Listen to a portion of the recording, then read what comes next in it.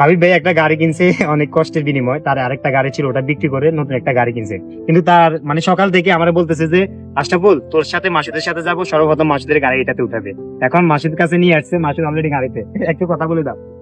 আসসালামু আলাইকুম।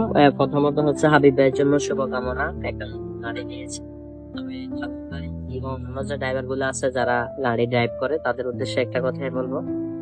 আমি এতটুকু বিশ্বাস রাখি যে একজন ড্রাইভার কখনো ইচ্ছাকৃত ভাবে একটা ফিফটিও মারে না। তারপরও যারা রাস্তাঘাটে চলাফেরা করেন কিংবা বিশেষ করে গাড়ি ড্রাইভ করেন, অন্তত পক্ষে নিজের জীবনটার কথা চিন্তা করেন, অন্যজনের কথা আমি বাদে দিলাম।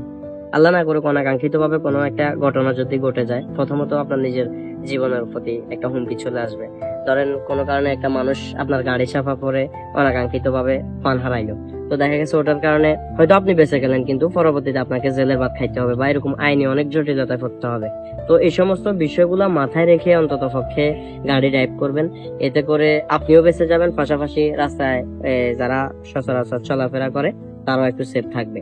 আর রাস্তায় যারা চলাচল করেন তাদের উদ্দেশ্যে একটাই কথা, আমি প্রায় সময় খেয়াল করি ওভারব্রিজ থাকা অবস্থায়ও মানুষ রাস্তার নিচ দিয়ে হাঁটা চলা করে। এই জিনিসটা কোনোভাবে উচিত না। আমরা মানুষ হিসেবে আমাদের সবার উচিত অন্তত পক্ষে যে জিনিসটা যে জন্য বানানো হয়েছে ওই জিনিসটা ওভাবে ব্যবহার করা।